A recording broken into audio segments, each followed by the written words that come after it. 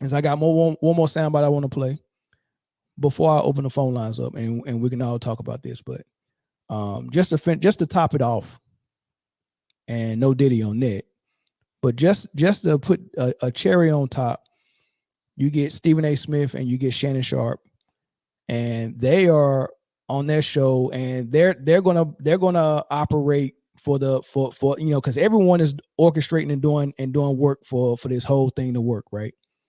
So LeBron did what he did.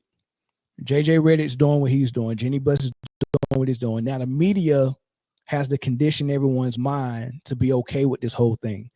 And there's going to be people like Stephen A. Smith and Shannon Sharp that's going to be out there trying to explain to you why this is such a great deal and a great thing, so we can all love it when it happens, right? And ignore how foul it was for them to actually do this. And anyone who's going to speak against it, they're gonna operate as bullies to shame you or guilt you into not voicing your opinion. Here's them doing just that. Probably be there, but I will say this. I just want to take a moment to say this in all seriousness. You know, we could talk about how surreal the moment is. I've been very disgusted at the cynics out there who've gotten at LeBron about this. I want to remind everybody who we're talking about here. We're talking about somebody where you can make a legitimate argument. There is no one who has done more for the game of basketball in the modern era. Yes, I can be critical about some jump shooting. I can be critical about him having a podcast when he knows his coach is on a hot seat and stuff like that. But make no mistake about it, I don't slip when it comes to recognizing A, his greatness, and B, what he has meant for the game of basketball. He's earned the right to facilitate his son being a teammate of his. The Golden State Warriors, as recently reported, was considering taking Bronny James, but out of respect to LeBron James and his wishes, didn't do so, according to the reports, which is why he ended up going number 55 to the Los Angeles Lakers. Let's understand that while Bronny has a lot to prove, and we're wishing him nothing but the best and all the luck in the world, LeBron James has earned the right to have the kind of cachet that could manipulate the proceedings to such a degree. This man is one of the top 2-3 greatest players in the history of basketball, without question. But what he has done as an ambassador of the game, he's earned the right to have himself in this situation for his son to be on that basketball court with him. If it was somebody else, we wouldn't be saying it. Let's make sure we say that about LeBron James. He deserves this. He's earned it. He's done that much for the game. Stephen A., we see it all the time in coaching. We see it all the time in front offices. Yeah. They do it all the time. They got 3-4 of their sons in coaching. They got 3 or 4 of their family members in the front office, and we don't bat an eye. Now all of a sudden, for the first time in NBA history, oh man, it's nepotism. Half the corporations is nepotism. They got family members working. We go. Welcome now. All right, so let's address the Stephen A. Smith part of saying that LeBron has earned the right, because he's done so much for the league, that he's earned the right to just orchestrate this. And these are the words that he used. He said, facilitate Bronny getting on the team and manipulate Bronny getting on the team. Those are the 2 words he chose to use. Facilitate and manipulate. So he's not leaving any room for interpretation. He's letting you know that we know, and we're admitting on national TV, that LeBron facilitated and manipulated the whole ordeal of Bronny getting drafted by the Lakers. We all know that. So no one is in denial about that. We've all admitting that this was all Bronny. So when JJ Redick comes to the podium and keeps saying that Bronny earned it, you can also just refer him to everyone else who is admitting on national TV that we know he didn't earn it. But what they want us to believe is that it's okay for Bron to do it this way because he's earned the right to do it.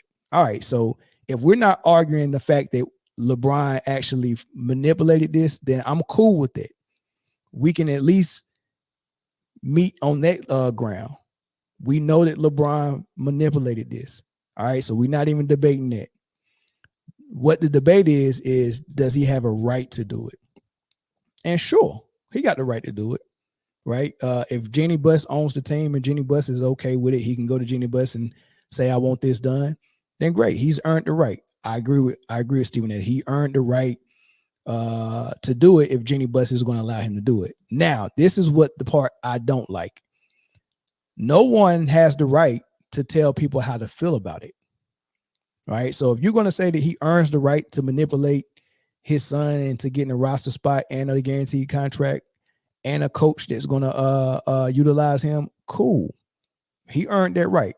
But we earned the right with not earn. We were born with the right to have our own freaking opinion about it.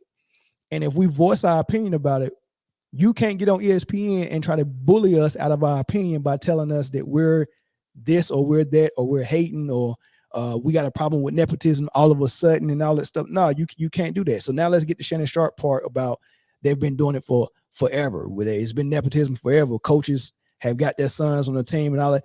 It's a totally different thing. It's a totally different thing. And Shannon Sharp knows it's different. He knows it's different. So comparing getting a coach on there, first of all, no one, I don't think no one would have an issue if LeBron James bought the Las Vegas expansion team and gave Bronny a job in the front office, gave Bronny a job as a scout, gave Bronny a job as an agent on the Clutch Sports, right? It don't matter what it is. If LeBron owns a team, he can give his son whatever the heck he wants, just like Mr. Buss can give his daughter his franchise. That's how that's not nepotism. That means I own this squad. If LeBron was a coach of a team and he said, I'm going to hire my son, okay, cool. That means you about to train him. I get it, right? You can hire staff. Hiring staff and having someone get in almost a competition to get drafted. Like you got to earn this. I can just, if you cannot be qualified and I can still hire you as a coach. We just seen JJ Redick do it. He just got hired. He's not qualified, right? That's fine. That's cool. That happens a lot. But saying that I'm going to get him drafted because he wants to hear his name called, and I'm going to get this coach fired. And I'm going to interview for 9 episodes on the podcast this coach that I think will be good for him, that's going to agree, hey, look, man, I can get you into the Lakers, but I'm telling you this, my son need to get drafted. My son need to be on the floor with me as well. Are you cool with that? Oh, I'm cool with that. If you get me the job, I'm cool with that. All right, cool. Ham's out. Redick is in. My son's getting drafted. Now, Rob Pelinka, the final step in this is that guaranteed contract. Like all of that getting orchestrated is totally different from me hiring my son on my coaching staff.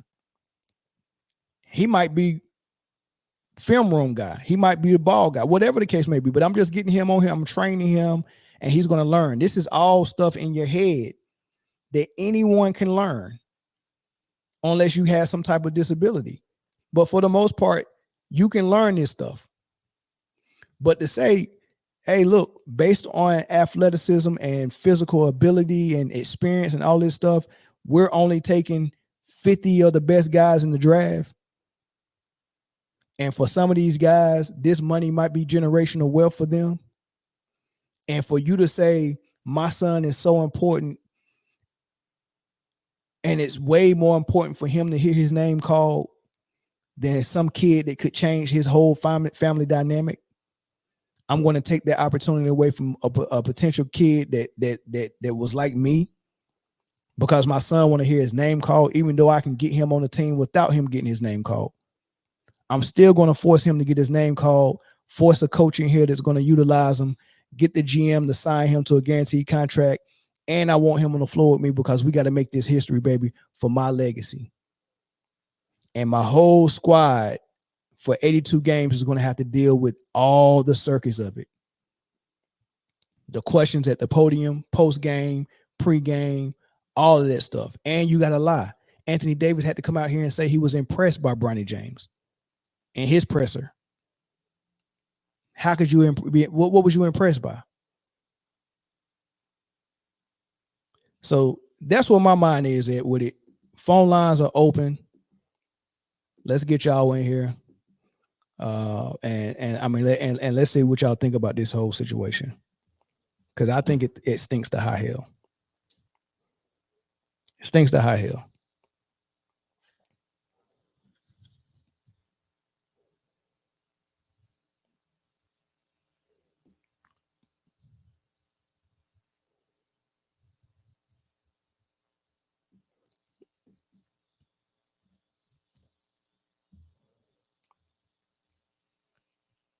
Caller from Wisconsin. What's going on? How you doing? What up, bro? What's good? It's T-Ray, man. How you feeling, man? T-Ray, what's up, big dog? Oh, just chilling, man. Just sit back watching this whole shit show unfold, man. It's pretty embarrassing to have to even talk about this, man, to be honest with you, man. I've been watching basketball, being a Lakers fan. I was a Lakers fan, man, since like '82. And to see the levels of which this franchise has fallen and playing victim to all these narratives and all this empty propaganda is just sickening.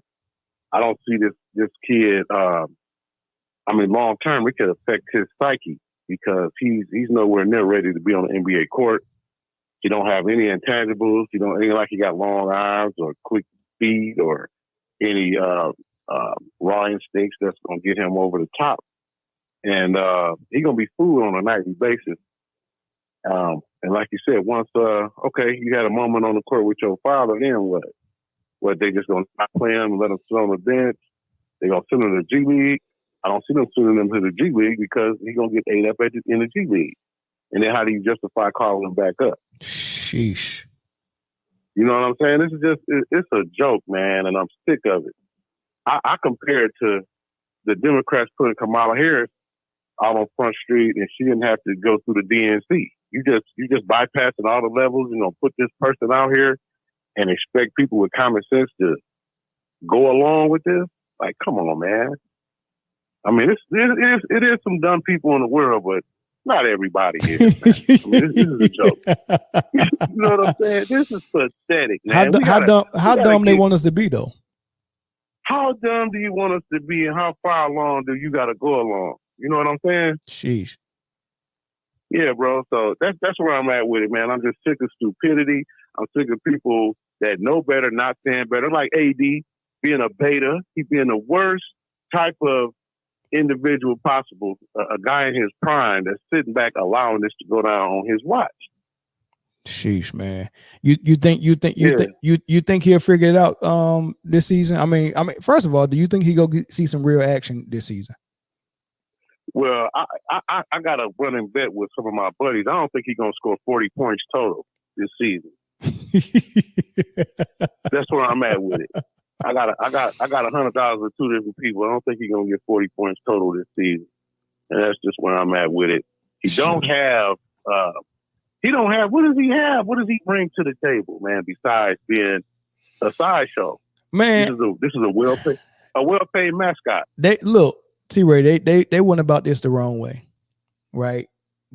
Because I really want to get behind this story and love it for Bronny. Like, I want to love this for Bronny, right? But if you being real about it, you know 100% it's not about Bronny, right? It's all about LeBron. Yeah. I don't even think Bronny is asking for this. This is all about LeBron, and he wants this story because it's for his storybook. Like if everyone had a book of their whole life, this story goes in LeBron's book, not Bronny's. Exactly. This goes in his book. This is his legacy.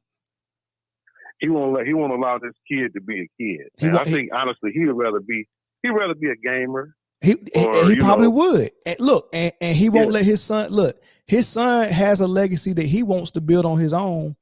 And it ain't the book hasn't started yet because he's still trying to finish Bron's book. He's still trying to finish his dad's book out, his dad's legacy.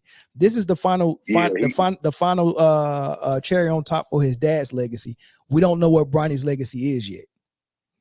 We have no clue. We don't know if he might have wanted to be the second coming of Rich Paul. You know, he might want. There's a lot of other things he could deal with his life besides being put on Front Street and taking these darts, because we all know he ain't ready, and he'll never. I don't think he'll ever be ready, because you got to think about it. He's been around NBA players, the creme de la creme, his entire life. And for him to not have simple basketball instincts on where to be, how to play the pick and roll, how to keep your ball to the baseline and watch your man ball situation, he don't know how to do none of that. His spacing on the floor is bad.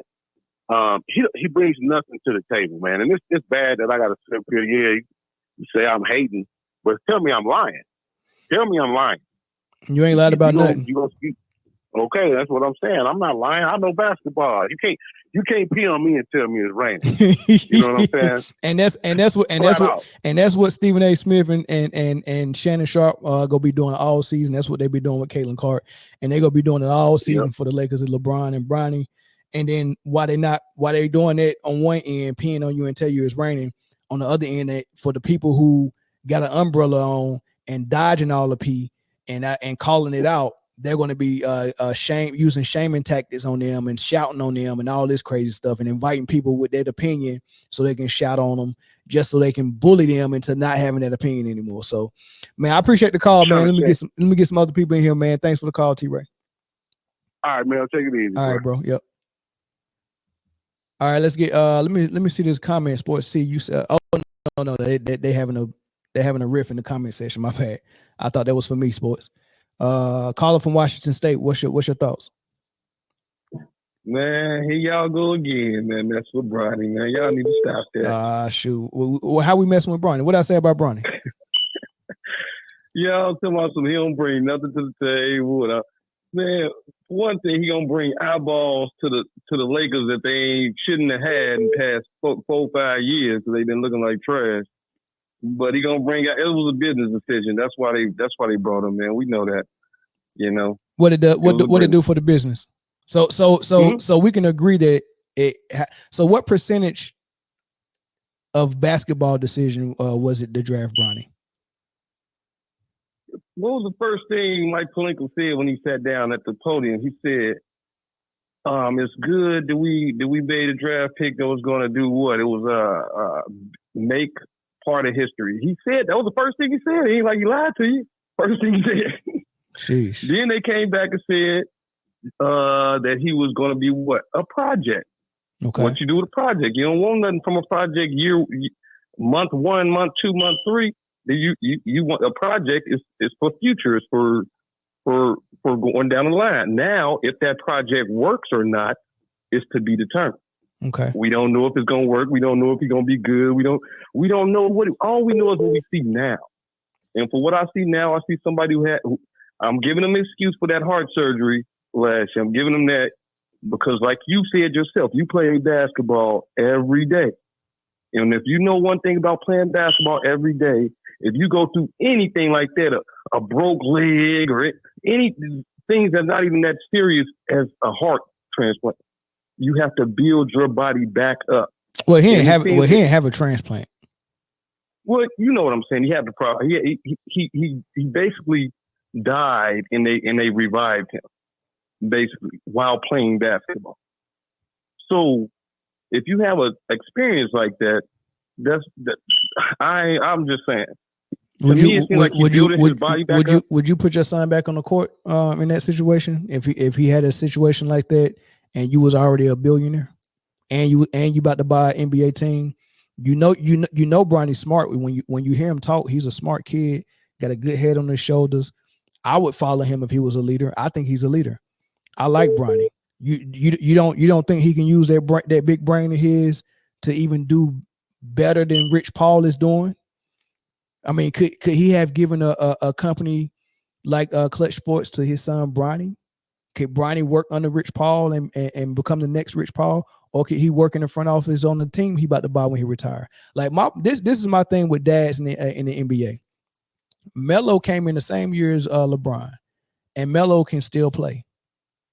Now, he could have had this same dream. I want to play on the same floor with my son. Melo's son is actually really, really good. Melo could be on the roster right now if he wanted to. Do you know why Melo retired? Number one, because no team was going to let him be Melo again. So he knew he was going to have to accept some type of role of 3-and-D guy and just shoot threes all day, catch and shoot, whatever, right? But the second part of it, his son was coming up on that time where he would benefit more from his dad being retired and being in the lab with him in the gym, working on his game more than he would benefit from his dad's money and still playing, or his dad's influence by getting him drafted on the team. So he retired, and he's been, you can see the videos. He's putting in freaking work with his freaking son. He's putting in crazy level of work with his son, and it's paying dividends. So more than the dream of, I want this for my legacy to do what Ken Griffin and his dad did and play on the same court with my son, I'm gonna make sure my son is one of the best players that's out. And that's exactly what he did. LeBron didn't, because he selfishly still wanted Kareem's scoring title. He still wanted to try to catch Kobe or Mike with rings, and he wanted to play on the same court with his son. He could have been retired and working with his son every single day like Melo was. Okay. So so now if Bronny has the heart issue, my whole if that was his plan, was to play with his son, as soon as he had that heart issue, my whole plan changes. I retire the next year, and then I go right into buying my daggone team, and then my son roll right into that in a front office job, because debt turns billionaires and turns their kids into billionaires. As soon as Jenny Buss's dad passed away, Jenny Buss became a billionaire. Right? Because there was a business that was still making money called the LA Lakers. When LeBron passed, the money that he made is going to go to his family, and they're going to have to spend the rest of that for the rest of their life, for a couple of generations. And then what? The Lakers will still be making money, and Jenny Buss kids or nephews will have the Lakers. What does LeBron go pass down? So he should have been thinking like that. Go get the team. Go get the Vegas team. Put your son in the front office. That'd be dope. A team owner and a son, that'd be dope. Michael Jordan didn't even do that. He didn't give his son no job. That'd be dope. What's your thoughts? Okay, so look, this is the same guy who told you, man, that the Sky was in trouble, and then what happened? 2 days after we had this conversation, they fired their head coach. I'm just going by what I see. I'm gonna ask you a question. Just ask you one question. Has Bronny came out publicly and said, I do not want to play basketball? Yes. When did he say that? When you look at his face. So out his mouth, the words has not formed to say, I don't want to play basketball. No. Okay, then. So we can't assume that LeBron is pushing him. Hold on. We can assume that. That's what an assumption is. We don't know for a fact, but this is my assumption. An educated guess. So we can assume that. We definitely can assume it. You agree? Yeah, but assuming doesn't make it fact. It doesn't. You're right. Difference between opinion and a fact. Like, if he came out and said, I don't want to play basketball, then okay, and then we could say, okay, LeBron, you're pushing him, you're doing it, like you're setting your son up for failure. He has not said any of this. So I agree with you. He's down with the play. If you ask me, he down with the play. Well, it don't matter if he's down with the play. That don't change. That don't change what I said. No, but what I'm saying is, who else in that they could have picked up in that draft that would have gave them attention? But you're not listening to what I'm saying. What I'm saying is, this is a legacy move for LeBron personally. This has nothing to do with his son's legacy. And the reason why I was giving you the comparison of Carmelo calling it quits so he can work with his son on a daily basis. Him and his son's mom not even married no more. And he said, man, bump that. I'm done. This grind ain't even worth it no more. I don't need the money. My son needs my time more than anything. So instead of me trying to stay in long enough so I can make history, let me go and make sure that my son, by the time he get to the league, he can stay in the league as a great player versus I have to stick around to work behind the scenes to make sure he can get a roster spot. Which one would you rather want? Would you want your son to actually be ready and be a lottery pick, or do you want to have to convince everyone by using your leverage as a player to get your son drafted. I want my son to come out balling. Thank you. One thing you said though, you said that Carmelo stopped playing the game because he wanted to play like he was, like he couldn't play like he was, correct? That's an assumption as well, LeBron is still playing like that. LeBron is still playing as the number one option. Yeah, but on the team. But even that's orchestrated. So they're in two different situations. No, but even that's orchestrated. Even that's orchestrated. Like LeBron has used leverage to make that happen. Do you really think LeBron is really still a number one option? Even that's orchestrated. All of these are drug deals. Like if you really wanted to win in LA, the first thing that you wanted to do is make sure that you build a team around Anthony Davis and build an offense around Anthony Davis. But the reason why you won't do that is because LeBron's gravity and his influence and his leverage won't allow you to do it. It won't allow a coach to do that. A coach can't even put in a system that's not the LeBron system. So you have to play his system, and AD and everyone else just have to be okay with it. Like Westbrook couldn't even come out there and play point guard with the Lakers. They almost ended his career. D Rose, when he came to Cleveland, career ended. Ain't been the same since. Isaiah Thomas, when he went to Cleveland, done. Like point guards go play with LeBron to die. Post players go play with LeBron to die. He will make you look bad because he's going to make you play the style that makes him look good. So, so he's not legitimately a number one. He forced himself in the number one position. What 40-year-old supposed to be a number one on a championship team or contender? That don't even make sense. Look, no, okay.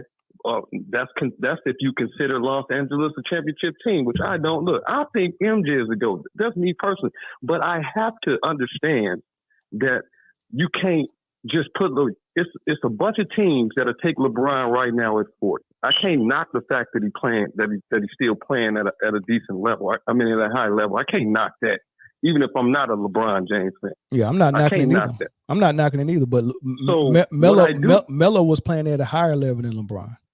But Melo didn't have an offense. So he was on the Lakers with him, and LeBron. I mean, Carmelo players is as good as Carmelo got punished around LeBron because he can shoot. Because LeBron can't shoot, we got to give him the ball and let him play point guard. Because Melo can shoot, you got to be a catch and shoot player and spread the floor for LeBron. How's that fair? Anthony Davis, because he can shoot, he has to spread the floor for LeBron and play at the three-point line, even though he's a monster in the post. But you can't be in the post when LeBron has the ball because he needs the paint wide open. So because everybody that can shoot gets punished around LeBron because we go push you at the three-point line, give LeBron the ball. And LeBron, by having deficiencies in his game, not being a great shooter, he gets the ball in his hand the whole game and dictate everything because he has deficiencies. How's that fair? How's the player with the least amount of flaws the guy that got to adjust to LeBron and not vice versa? See, this the whole thing they do with LeBron. Yeah, LeBron plays GM. Of course, we understand he sets it up for his strengths. We understand that. But he also showed that setting it up like that, he can win.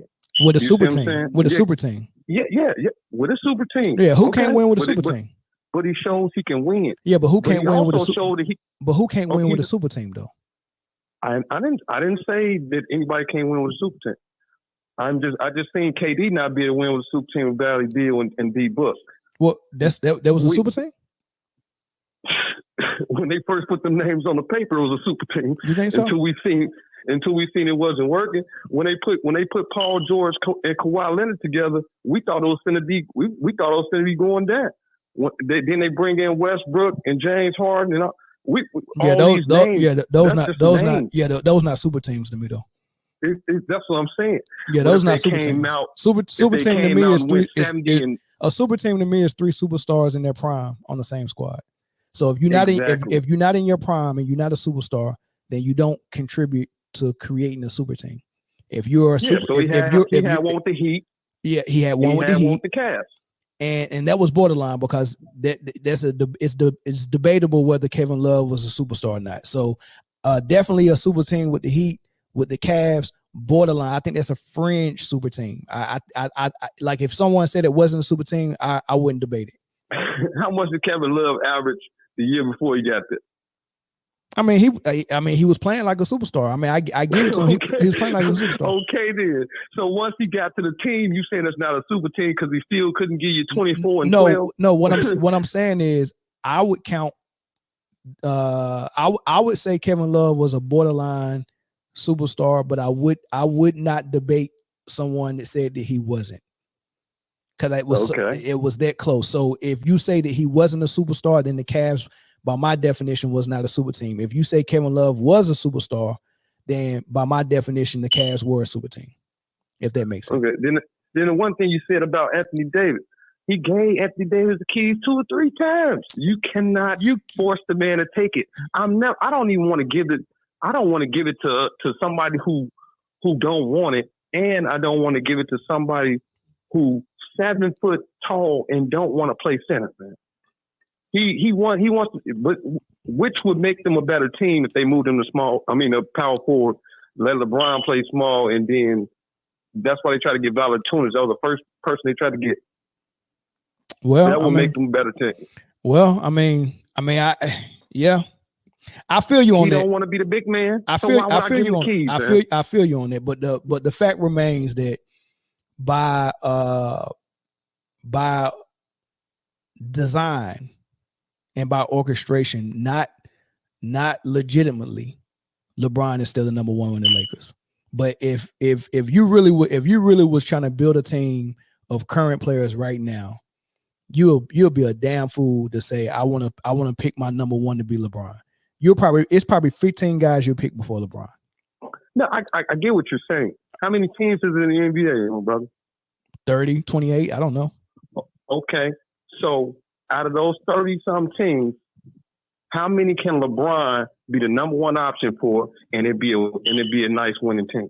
A nice winning team? Hold on. A winning team. A winning team. A playoff team. If he's the number one, I mean, it depends. If he's the number one? If he's the number one, and then I'm going to fit somebody in there to make him number 2, and say, hold on, that's going to be my argument the whole time. Yeah, that's LeBron being the number one option is not the most horrible thing you can have as a team in the NBA. Yeah, but he's really not the number one option though. AD is. If I need it's, man, long story.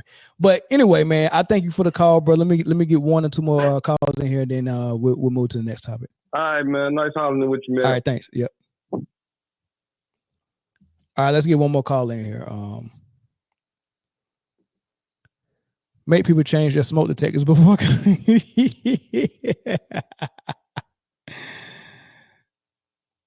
My brother Greg, what's good, brother?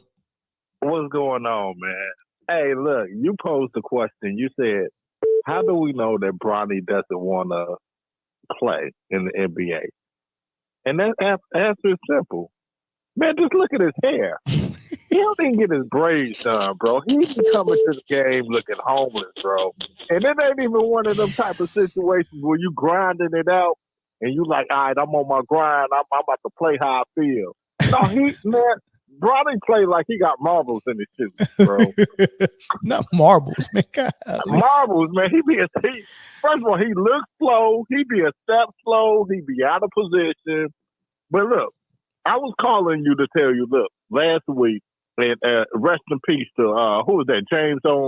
Earl Jones that played on Good Times, Coming to America. James Earl Jones, yeah, and John Amos from. Yeah, both of them passed away. So as I was watching the movie on TNT, I said, man, this is the Lakers season. All right, so LeBron is Prince Jaffe, right? Yeah. And his son wants to be in the NBA.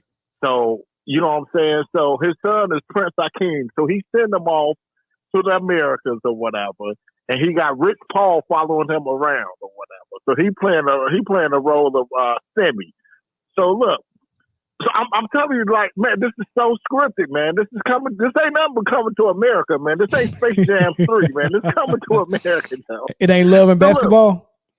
No, it ain't none of that, bro. This is Coming to America, man, because it's a comedy, man. Like, you can't do nothing but laugh, bro. So look, He sent them down. He sent them down here. Man, LeBron, I don't even think he want to be in the NBA, bro. All he want to do is find him a gamer chick. That's all he want to do is just find him a gamer chick or whatever. So this has nothing to do with basketball. This has to do with Bronny James finding him a gamer chick. But the boy can't play. I mean, let's just call it what it is. The boy can't play. I mean, he you know, when you buying a house and you see that house and it's just, but the real estate agent, but it's got good bones. Like, this house was built. Good bones. Yeah, he got good bones, man. He can jump, he can run, man. He got a athletic build. You know, he's got good bones, man. But we can't even say he got good bones because he got a bad furnace.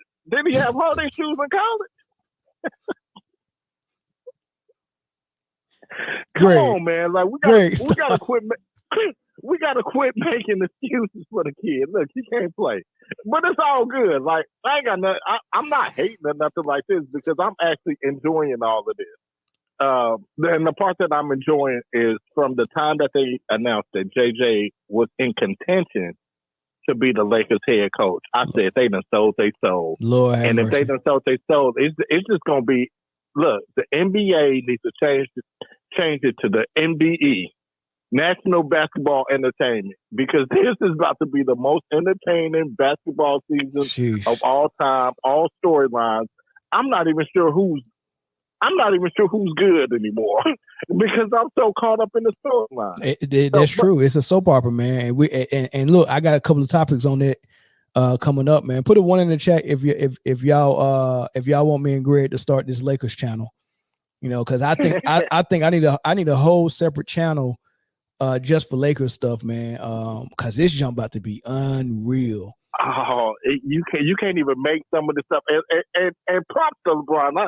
I give it to LeBron because LeBron be lying every time he talking, but he gives you so much content or whatever. Talking about what did he say? What did he say? You played a clip earlier. He was like, "Oh, I don't like these young guys give me energy. These young guys, I give them energy. LeBron, you don't even get back on defense. Exactly. How you giving somebody energy? That was crazy when he said that. That was insane. Man. That was insane. Man, but I'll take your comments off the air, man. I'm enjoying the show, and we got a few new fellas in the chat game banging. Y'all get a quick game banging in the chat and call in. Call the show, man, and give us a good conversation. And if you disagree, man, let me know where I'm wrong at, man. I would love to hear. All right, bro. All right, man. I'm hollering. Yeah. Word Breaker. You definitely need to call in, Word Breaker. This is the last call I'm taking until I get to the next topic, unless it's a really good call.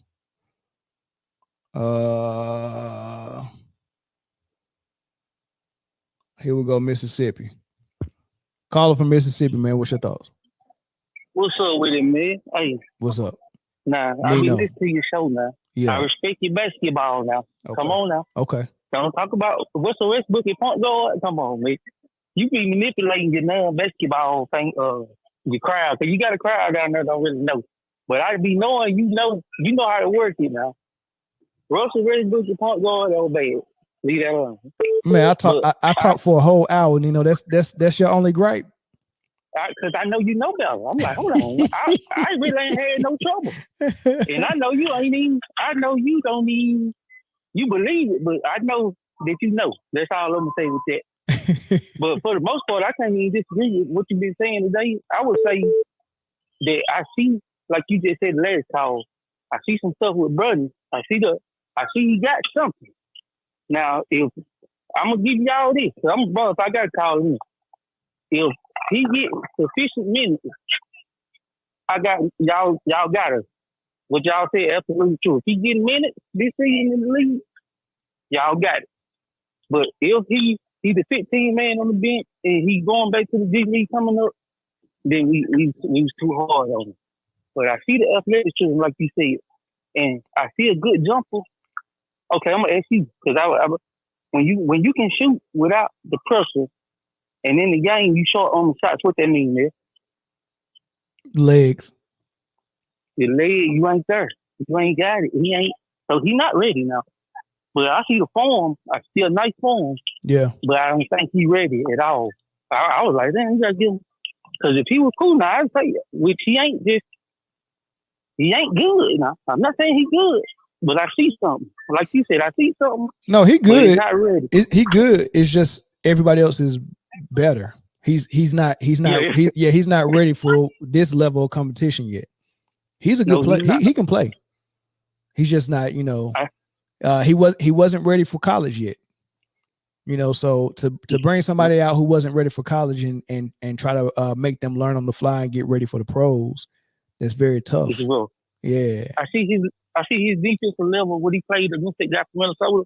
I seen his feet move, his strength. He looked strong, but like you said, his motor, his legs. I'm like, man, I don't know how you gonna play defense like that. He got good defense, but I want to pose a question. You can answer it later. I ain't take over the show. I want to know. I've been wanting to know your opinion. I've been on the point. I said, man, who can I talk to about this? Okay, y'all say the super teams, right? Yeah. You got the Bulls, Lakers. Wait. You naming super teams? Yeah, I'm talking about just like, okay, what I mean by super teams, I'm just meaning teams. I'm going somewhere with it. Teams in the league that was expected to win. The old Celtics, the Lakers. That's what you call a super team, a team that was expected to win? I mean, the only super team I really believe was just super. I don't really know about super team. So so I broke it down, right? The reason why people call it a super team is because what is a superhuman? Right? A superhuman is a person that's above and beyond the normal capabilities of a human. A superhuman is Superman. He flies. He got X-ray vision. That's a superhuman, right? So we know a regular great player in the NBA is another level above that called superstar. So we got good players, great players, all-stars, and then you got superstars. Those guys are above and beyond regular all-stars. Superstars are your KDs, your Kyries, your LeBrons, your Steph Currys, your Jokic's, your Embiid's. Like, these dudes are franchise players. They can carry a team. They can carry a franchise with minimal talent around them. They can win you championships with a little bit of help, not a whole lot of help, right? The superstars are superstars. Those are the people that's on Kobe, Jordan, Shaq level. They're different. Okay. It's only every 10 years, you really only got 10 of them in the league, 10 to 12 of them at the most.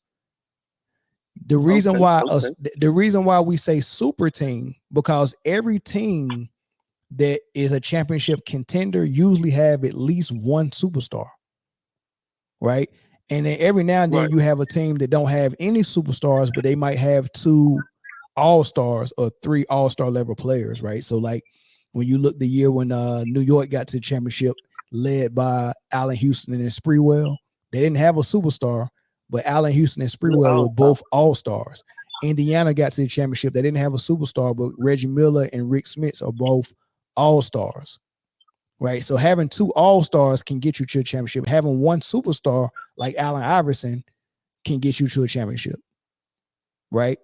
So a superstar is legit. It's only 10 of them. Now, what makes a super team, not if you have 1 superstar, because that's normal. That's Michael Jordan and the Bulls. Not if you have 2 superstars, because that's normal. Stockton, Malone, Shaq, Kobe.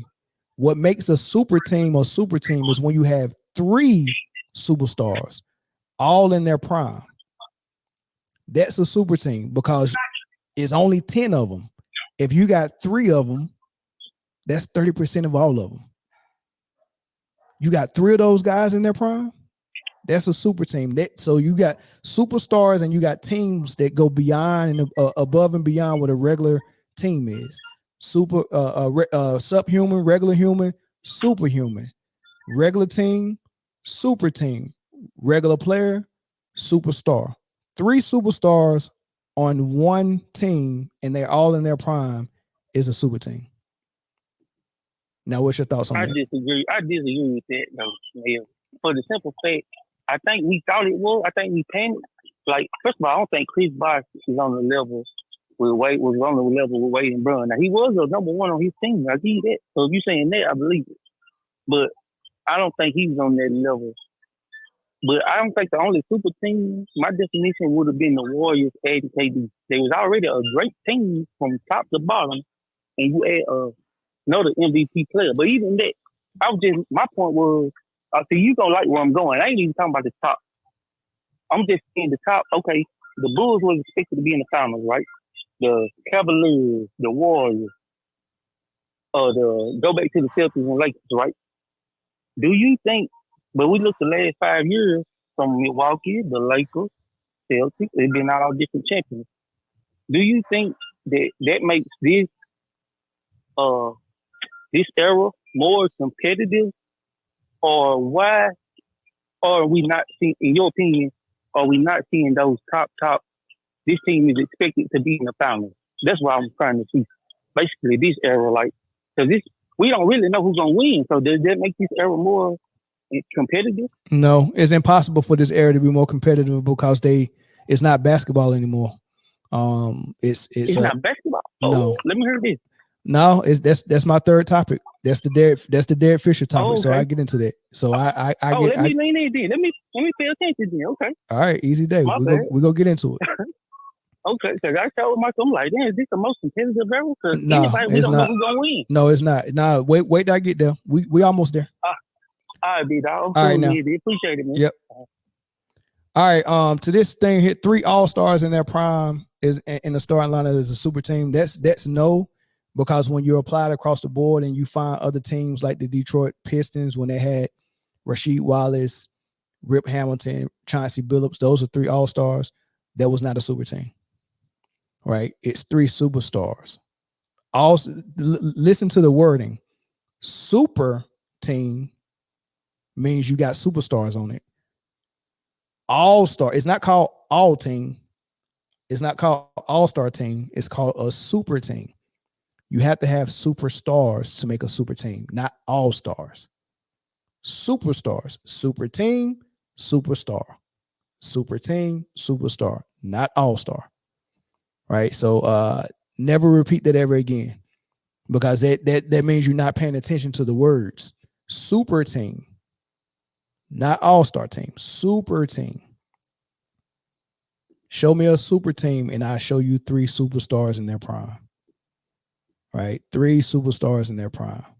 Anybody can make all-star. The Atlanta Hawks, they had 4 all-stars one year. Kyle Korver made it. Was it Millsap? No, Kyle Korver, Joe Johnson, Al Horford, and it was either Millsap or Jeff Teague. I can't remember which one it was, but they had 4 all-stars one year. Not a super team. Right? They didn't have not one superstar. Joe Johnson was close to a superstar, but there was a team full of all-stars. All-stars don't make super teams. Like you could have 3 all-stars and lose to 1 superstar. Like when LeBron James beat the Detroit Pistons, they had 3 all-stars and the Cavs had 1 superstar, sent them home. Superstars are much better than just regular all-stars, regular fringe all-stars. It's Superman. Come on. All right, man. Let's get into a little bit of WNBA talk, and I'm gonna be quick with it. I wanted to look like we go backtrack real quick. I Caller from New Jersey, you got 30 seconds because I just switched topics really quick. Say what you gotta say. Yo, you insane, man. You are blowing up. I used to be able to call and get in anytime. I was talking about LeBron. Let's talk about LeBron running the Olympics. Okay. Like Steph Curry playing out of position. You were talking about, how much gravity he has. He couldn't even play in the Olympics and let Steph Curry play his own position. Yep. Starting the season last year, 2 games in, remember he said to the coach, I know how to play point guard. I remember I know how to play point guard or something. When they said they were going to put him off the ball. Mm-hmm. And, I just want to see J.J. Redick fail. All of that clown stuff, all of that other stuff. I was so happy when Jerry West went at him. Yeah. And because Jerry West would have wiped the floor with J.J. Redick. J.J. Redick couldn't stick a guy that was that was playing in the 60s, man. Yo, my 30 seconds is up, man. Thanks, bro. Hey, man, I appreciate that call, though, man. But look, real quick, though. All right. You're 100% right. LeBron was not about to allow the Olympics to be about anybody else other than him, because I guarantee you, how he won't listen. He's been writing his storybook legacy and creating his own Last Dance documentary since he went to Miami. Like this, like he in his mind, he has all these goals that he want to accomplish because he's writing a book or legacy type thing. So everything that he does is deliberate. Like everything he does is planned out and deliberate. Like going to get Kareem's record was something that they planned to do years ago. And they had already mapped out, I need to play this long. I need to average this many points for this long. They mapped all of that stuff out, man. So they got everything mapped out, and they've already looked at the end of his career and was like, if I end number one in this, top five in this, top five in that, this many rings, I did this, play with my son, played 23. Like if he already mapped all of that stuff out. And that Olympic being about someone other than him was not about to happen, because I'm pretty sure he had cameras rolling that he's going to make his own Last Dance movie, just like Michael Jordan did. And man, it just wouldn't have been a good story if he didn't get the MVP for that Olympics and it wasn't about him. So that's my thoughts on it, man. But yeah, you just made me think about that, man. I appreciate the call. All right, now. All right, that's a powerful dude, man. Yeah. Oh no, he is, and I ain't mad. Look, I ain't mad at him. I'm just, I look. Sometimes you know, like you might have a neighbor and you see the drugs running out of his house and you see him selling the pussy in there and all that stuff. You might look at him and be like, look, I ain't dumb. I know what you're doing, but I ain't about to tell on you. That's how I feel about LeBron. I'm like, look, man, I just don't want you to think that I'm dumb. I'm gonna let you know I know what you're doing, but at the end of the day, hey, more power to you. I'm cool with it. It is what it is. That's how the media feels too. We know what you're doing, but we ain't about to shout you out. Yeah. Thanks, but they doing it worse though, because they trying to trick us though. They trying to tell us that we don't see what we see. That's why I don't like the media. They telling us, at least what I'm saying is I can see what they're doing, and I'm telling y'all this is what they're doing, because I don't like people to be duped. But the media is trying to dupe us just like LeBron and Clutch is. I'm not that dude. You get what I'm saying? Like I would still tell the girl, nah, you don't want to go over there. This you get what I'm saying? I warn some people, but I ain't go call the authorities on them. You get what I'm saying? Like, I got you. Yeah, that's what it is. I got you. But yo, that was a great clip when Stephen A said he was manipulating the whole thing. That's a great clip. Oh yeah. That's exactly what he's doing. Yeah, exactly. And I think that was strategic how he said that. He wanted to make sure he got that on the record, but he wanted to do it as a Trojan horse, because I'm not calling LeBron out, but I'm on the record. I'm gonna say manipulation and facilitation. I'm gonna say that on the record so I can establish that that's what he's doing. This will be good for later. I've built the equity for later when I come down on them. Mm-hmm. He know what he's doing. Yeah. But all right, bro. All right. Yep. Thanks.